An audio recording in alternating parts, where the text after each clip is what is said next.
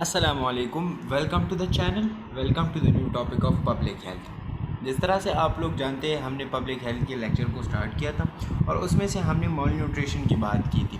Mall nutrition को हमने detail में स्टडी किया, फिर उसमें से primary mall nutrition, secondary mall nutrition, ये सब कुछ हमने डिस्कस किया है। ठीक है, आज जो हमारा टॉपिक होगा वो है related to the protein energy mall nutrition.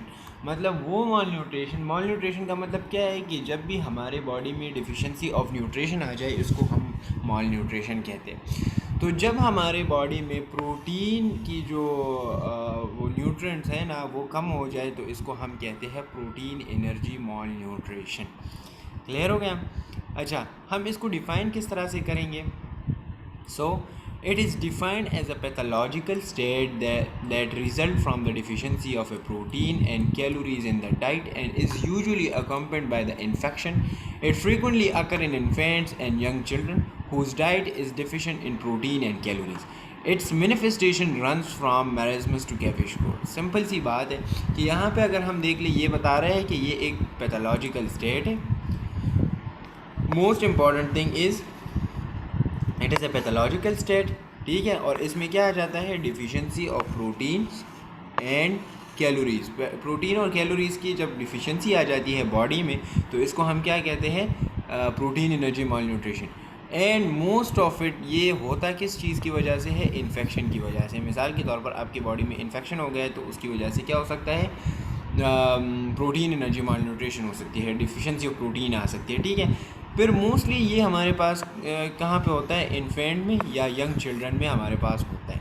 ठीक है, और इसके अलावा अगर हम देख लें, इसमें दो बीमारियां हैं, एक को हम मैरस्मस कहते हैं और दूसरे को हम क्वेश्योर्कोर कहते हैं। ठीक है, तो पहले हम मैरस्मस की बात करेंगे कि मैरस्मस क्या चीज़ होती है।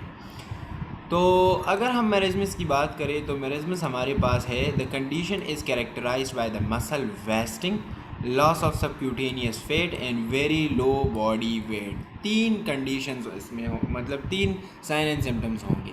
एक तो आपकी जो मसल्स हैं ना, उसकी मतलब वो बिल्कुल ही वेस्ट हो जाएंगे, बिल्कुल कमज़ोर हो जाएंगे। दूसरा है हमारे पास जो आपका सबक्यूटेनियस लेयर पे जो फैट होता है ना, जो चर्बी होती है, वो क्या हो जाएगी? वो ख़त्म हो जाएगी। Clear?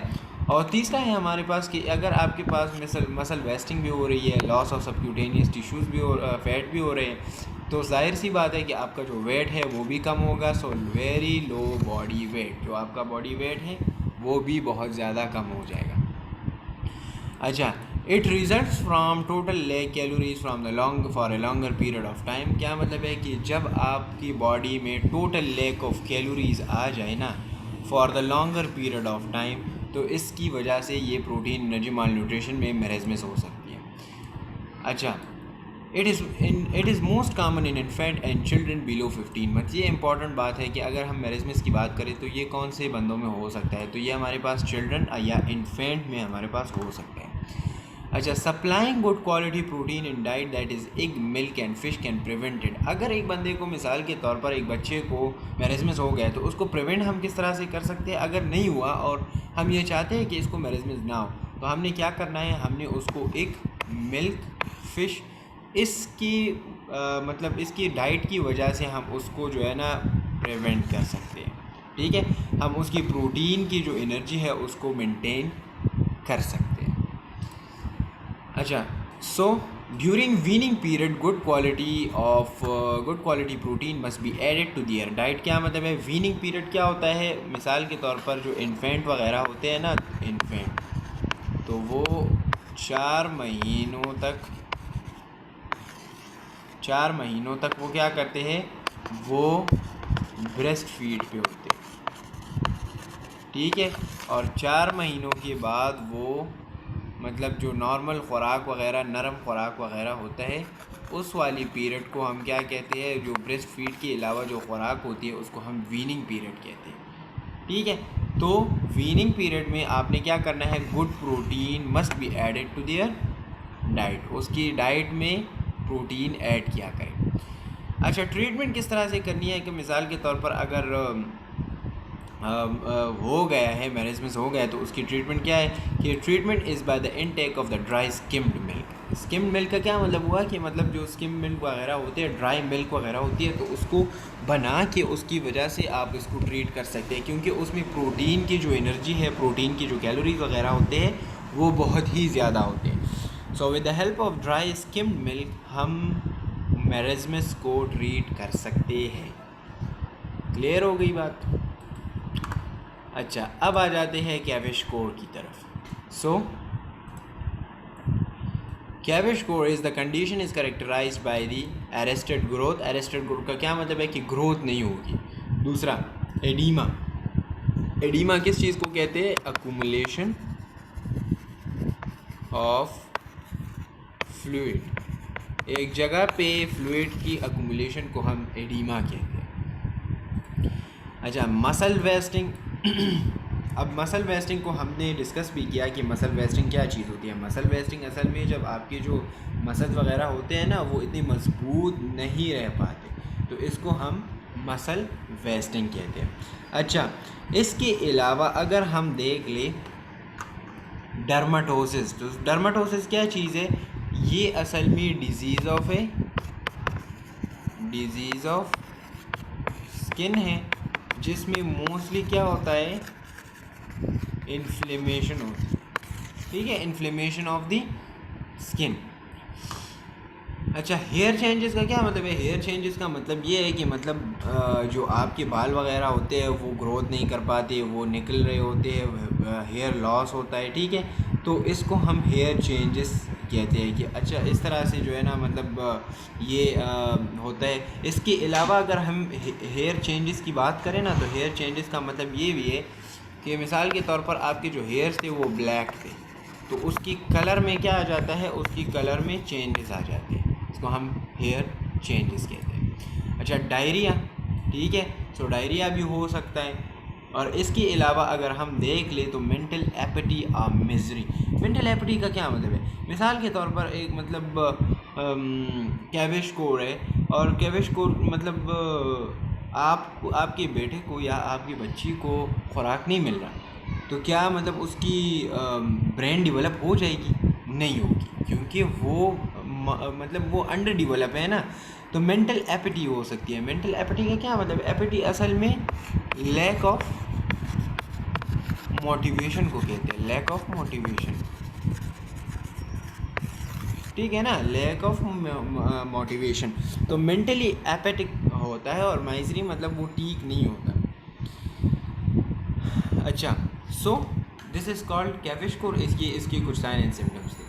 It is mainly due to deficiency of protein in the diet and the contributory deficiency of calories as well. क्या मतलब है कि प्रोटीन ना होने की वजह से और जो अदर कैलोरीज वगैरह होते हैं उसकी ना होने की वजह से क्या हो सकता है? ये मसला आ सकता है। So this condition must commonly occur in the children age 1 to 3 years. वो वाली बीमारी इन्फेंट से लेकर 15 महीनों तक थी, और ये वाली जो है ना, ये ऑलमोस्ट 1 ईयर से लेकर 3 ईयर्स तक जितने भी बच्चे होते हैं उसको ये बीमारी हो सकती है।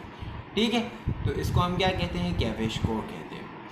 अच्छा, इसके अलावा अगर हम देख ले तो ये बता रहे हैं कि supplying good quality protein in the diet, that is egg, milk, fish can prevent it.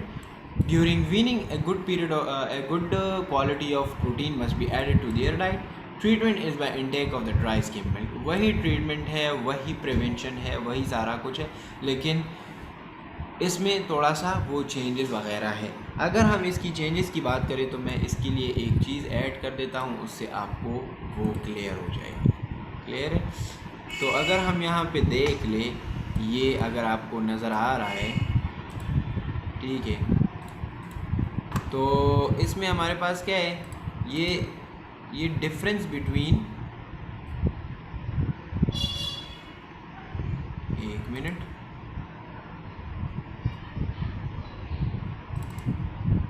ये difference between kwashiorkor and marasmus है। अच्छा, तो आप यहाँ पे अब देख लें कि ये what is the difference between kwashiorkor and the marasmus. ठीक है, तो अगर हम यहाँ पे देख लेना तो ये क्या बता रहे हैं कि it develops in the children whose diets are deficient of a protein, and it is due to the deficiency of protein and calories. It occurs in the children between 6 months to 3 years. It is common in infant under 1 year of age. Subcutaneous fat is preserved, subcutaneous fat is not preserved. वही बातें हैं. Edema is present, edema is absent. In large fatty liver, no fatty liver. Ribs are not very prominent. Ribs becomes very prominent. Lethargic, alert and irritable. Muscle wasting, mild or absent. Severe muscle wasting. Poor appetite, voracious feeder. The person suffering from the Kwashiorkor needs adequate amount of protein, and the person suffering from marasmus needs adequate amount of protein, fats and carbohydrate. Clear हो गई बात?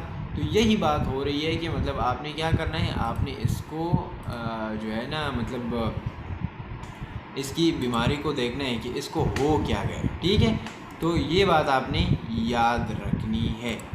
अच्छा, अब यहाँ पे अगर हम देख लें तो एक डिज़ीज़ रह जाता है, वो है ओबेसिटी, ठीक है। ओबेसिटी भी हमारे पास एक नॉर्मल कंडीशन नहीं है, क्योंकि ये एक पैथोलॉजिकल डिसऑर्डर है। क्लियर हो गई बात? तो ये बात आपने याद रखनी है। नेक्स्ट लेक्चर में हम ओबेसिटी को डिस्कस करेंगे कि व्हाट इज़ ओबेसिटी, ठीक है। और उसके बाद हम मदर एंड चाइल्ड हेल्थ की तरफ आएंगे, जो हमारा नेक्स्ट चैप्टर होगा। इंशाल्लाह नेक्स्ट लेक्चर में मिलेंगे, तब तक के लिए इजाज़त दे। अस्सलाम।